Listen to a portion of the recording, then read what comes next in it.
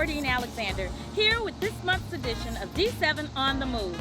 We're out at the Powderly Branch Library, right located in Wiggins Park.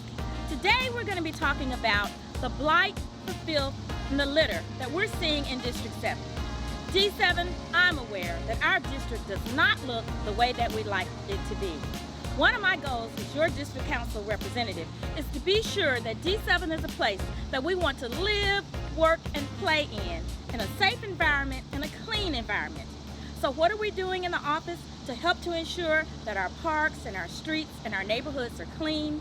I'm asking you to be part of the solution. We're solution-oriented here in D7. We don't just talk about our problems, we find solutions. One of the ways I'd like for you to help the office is by using 311. This is a service where you can call, log, and register your complaints. Then that information will be forwarded to the appropriate city service. That way, you can get a 311 incident number, and then you'll be able to log and keep up with the issue yourself.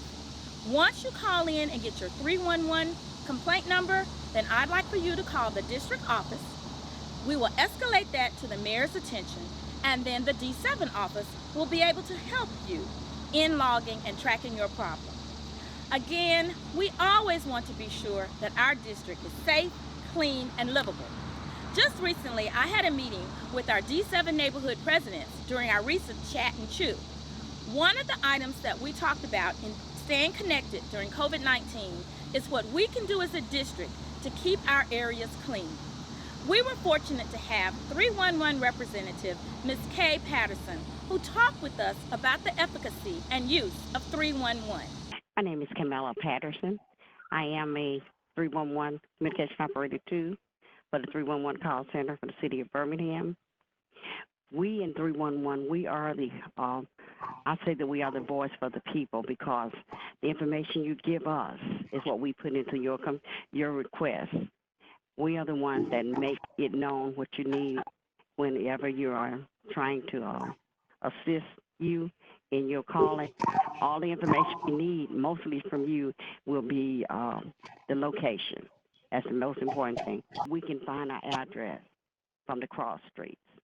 And when we put that cross street in, it's going to populate us an address that we're able to use in order to put your request into our system. Because our system requires that we have all of those addresses, and all those boxes must be filled out. And once they are filled out, it will populate us the address, the council district, and everything that we need in order to provide you a case number. And that we call it a request number. The request number is your tracking number. You can call and check on that number, give them that number anytime. They'll pull up your information, and they also require to add, if you call that day, we got to document that. We'll add that day on there and document that you called to check the status.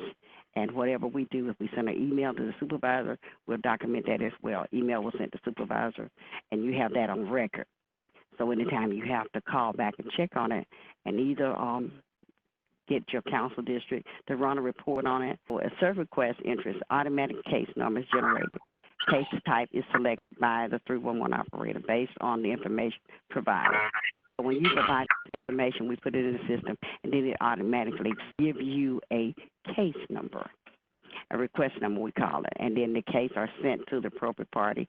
And so once it comes in our office, it generates a case number, it automatically leaves our office. It goes directly to that responsible party. That part of it, we're done with that part of it until you call to check on it, and we pull it back up and look at it again. Then we can see. 311 is really, we the voice. So when you provide us with information, it is important that sometimes, a lot of times, people don't want their case number. So we're able to find your information back. If you called and you forgot your case number, you lost your case number, give them the address that you provided, or you can give them the street address that you provided, and then we'll be able to pull that up and give you your information off of that. You don't always have to. We want you to take your case number, but just in case you don't have it, we can still find your information and locate your profile as long as it's in the system. And a lot of time we run into people say, well, I reported it, but you didn't report it to us. You report it to somebody in your neighborhood association, and it still didn't get to us. So we have no record of it.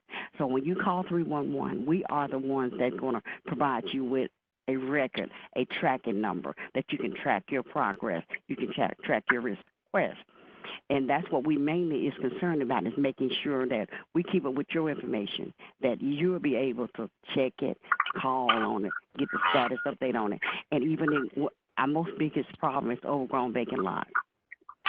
Okay, we always call them overgrown vacant lots. And in those overgrown vacant lots, once it leaves our office, it goes to the inspectors.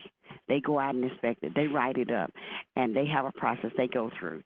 They have to send certified letters to those owners. Once they send that first letter, they don't respond behind that one. They send a second letter. And after that second letter, overgrown vacant lot goes before the city council to vote on. And once they vote on it, then it is placed on a list in order that a contractor or a city worker would cut those lots. But all this information has to be documented. All process have to go through this particular steps in order to get to what we need.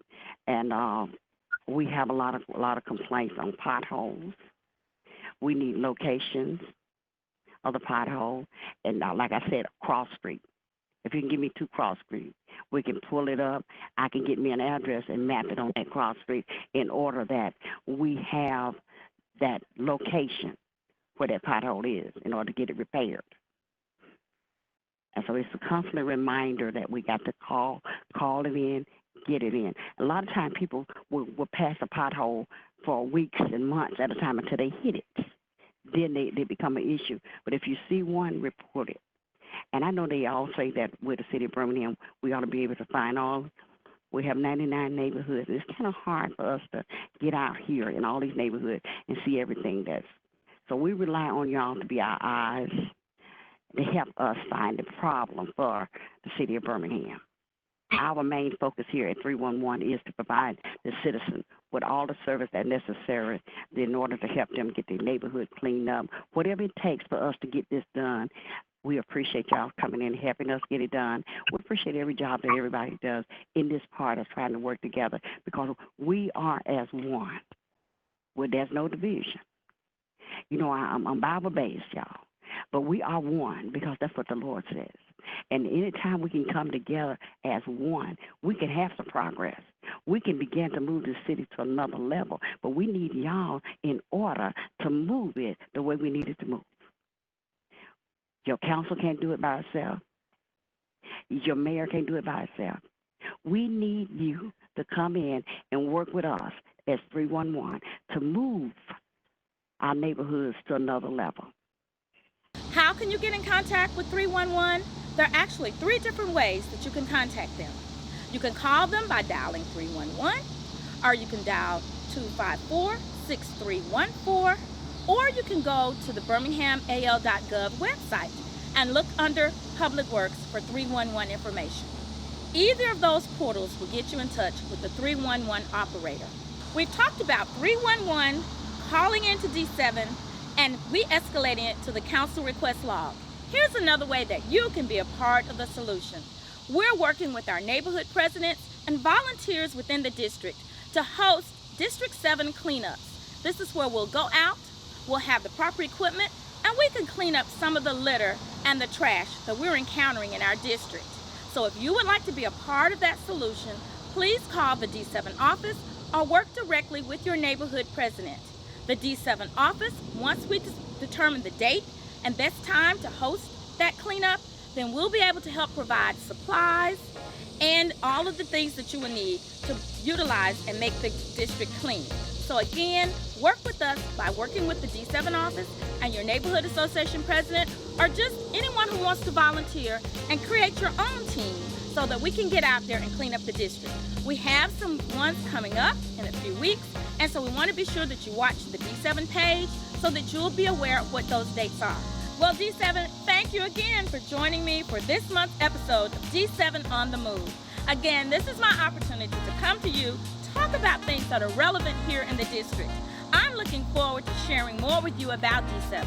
If you have any interests, ideas, or places that you'd like to go to D7, be sure to call the office 254-2498. Again, D7 on the Move, we want to get out and talk to you. Thank you.